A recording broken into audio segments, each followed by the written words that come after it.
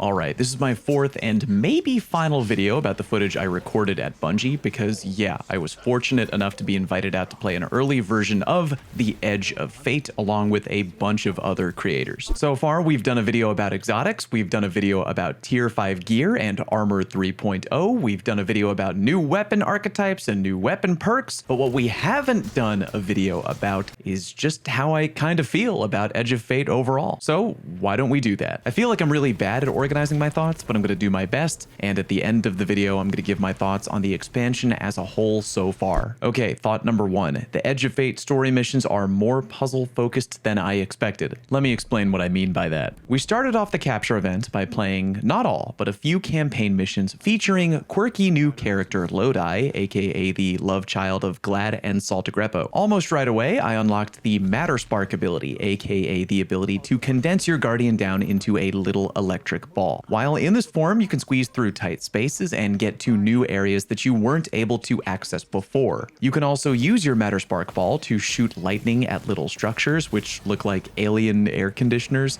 that can open doorways or power down shields. Here's a really good example. Take a look right here. So the game wants me to go through that tube tunnel up ahead, but it is blocked by a small closed door. We let the footage play, and to open the door, I activate Matter Spark, shoot lightning at the little air conditioner nearby until it's fully charged, which unlocks the small door we saw earlier, and now I can travel through the tube in Matter Spark form to the new area. As we soon learned, Matter Spark is essentially new puzzle solving mechanic number one out of several, which we continued to unlock as we went through the story. I won't share all the information of each new puzzle mechanic in case you want to experience all that on your own, but yeah, it felt like slowly learning dungeon mechanics that continued to build on top of one another, except in story missions. In short though, it was way less kill everyone in the area to proceed like we've had in the past, and more kill enemies and figure out how to get to the next area, bud. Good luck. Having had some time to think about it, I can see both good and bad things coming from the puzzle knob being dialed up a bit in Edge of Fate. Here's the good. Our guardians are ridiculously powerful in D2 right now, and many players are hardcore married to their favorite OP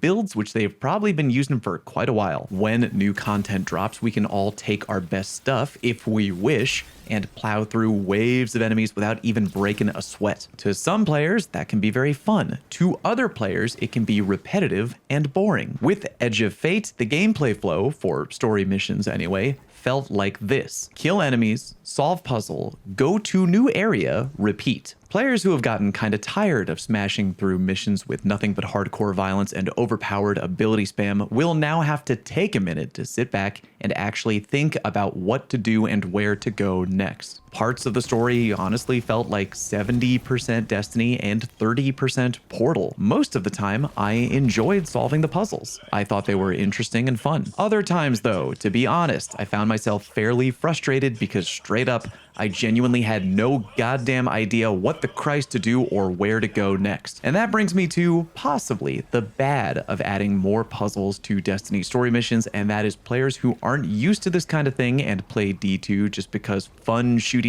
looty game, and they may get mildly annoyed by this sudden mechanic of, hey, figure out how to get to the next area, good luck. And let me clarify, if Edge of Fate comes out and all the puzzles are easy to solve, don't be like, wow, Fallout may be a few beers short of a six-pack. I mean, I am, but that's not the point. Some of the puzzles might be adjusted between when we played and when the game launches, because again, when we were there playtesting, it was sometimes not really clear on where to go. I could absolutely envision some players looking around for a while, truly not knowing where to go or what to do next, and then being like, fuck this shit, I'm gonna go play Repo. This is sort of compounded by the fact that the new area we're playing in is very, as some of the Bungie devs described it, labyrinthian, aka pretty damn easy to get lost or turned around in. I think the new puzzle approach could go either way, but at the very least, I'm looking forward to seeing how these new puzzle solving mechanics will interact together with finding hidden in-game secrets, which has always been a part of Destiny that I've very much enjoyed. Anytime there's new hidden stuff in the game, hidden missions, hidden areas, all that junk,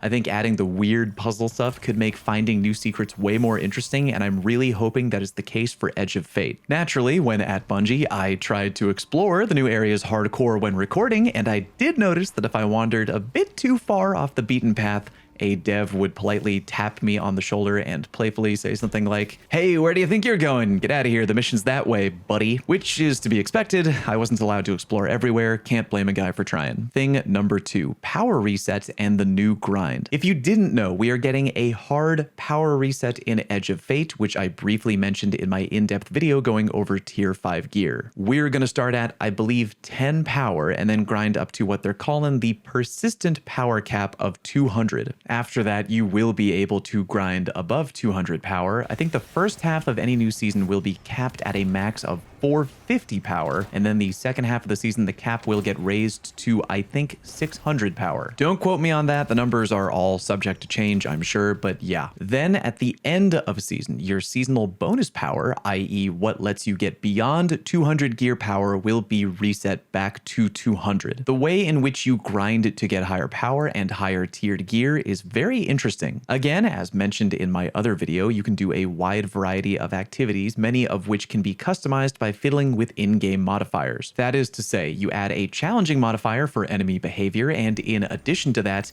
the enemy's power level in that activity will also go up. Ramping up the difficulty meter in this way will result in getting better gear than if you had just coasted through on easy mode. Edge of Fate will also allow players, if they wish, to do the entirety of their power grinding in PvP mode. It's a very interesting new system across the board. Bungie's essentially firing a starter pistol at the beginning of a new season and letting you grind until your heart's content. No more of that, okay, you've done all the grinding you can do this week, come back next week. Like, you can just get out there and grind until you pass out. I mean, like, don't hurt yourself, but you know what I'm saying. I'm gonna be really interested to see how this new power grind restructure pays off. We were told, in a nutshell, that this new power grind will be challenging, and they predict a lot of active players won't even hit the power ceiling of 450 at the season halfway point unless they go tremendously hard in the paint. There will be more efficient ways to power grind, by the way. Here's a good example. Certain activities will occasionally get hit with random bonus drops. Here we see the Kel's Fall exotic mission. See the green engram icon right there? That means that in addition to your regular completion rewards, you will also get bonus drops. In short, you can farm gear and power level more efficiently if you target farm activities featuring these bonus drops. Still though, it is an interesting double-edged sword. As is my understanding, there are no limits on what you can grind and how much you can grind per week, but it'll be harder to reach the cap, apparently. I like the idea of people being able to grind whatever activity they want, however often they want, especially with custom modifiers, or being able to do it in PvP if they wish. It gives a lot of freedom, which I think some people will appreciate. I'm sure some of the hardcore no-lifers out there, God love them, will absolutely crush the power grind way too fast for bragging rights,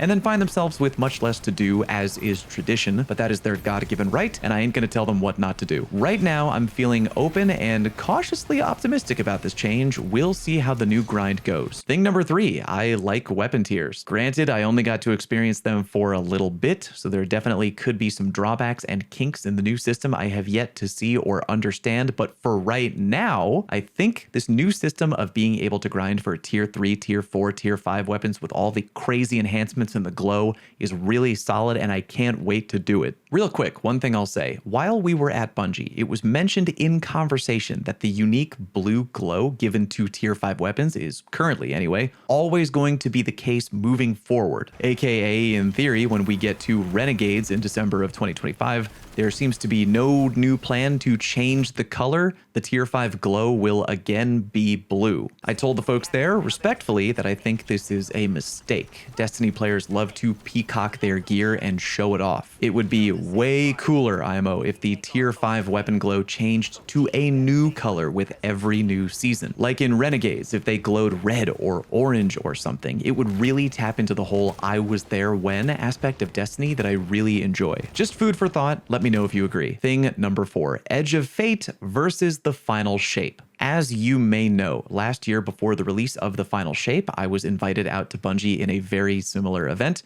where we were able to record footage and talk about our experience. Comparing the experience of playing pre-release Final Shape, in my opinion, was very different than the experience of playing pre-release Edge of Fate. But to be fair, That is a hard comparison. The final shape was the insanely hype conclusion of the Light and Dark saga, aka the entirety of what we'd been building towards for 10 years. It was a major culmination of the entire storyline up to that point. We were also given the incredibly insane gift of Prismatic, not just the usual, hey, here's a new subclass, enjoy. This was the subclass to end all subclasses. The overpowered beast hybrid fusion of Light and Dark that was so incredible to experience for the first time. Edge of Fate is not a 10-year culmination of an epic saga the way Final Shape was. Rather, we're in what NFL fans might call a building year. Lore-wise, we're just starting to get into a new multi-year saga, and we're not really sure where or when the end of this new saga will take place. I'm hopeful that in time we'll build more momentum and the story will eventually start to suck more people in again the way it began to feel as we neared the end of the Final Shape. Was I sad that we weren't given a new epic crazy subclass to play around with this year in Edge of Fate like Prismatic? I mean, yeah, but then again, I understand that you can't really get a game-breaking new subclass every year. It just isn't realistic as badly as I want to. Here's kind of how it feels in a nutshell. Pretend you have a house, and every year some people swing by and tell you they're gonna upgrade and change or add one thing to your house for you to enjoy. Last year, those folks came by and were like, we're popping off this year, and they built a deck in the backyard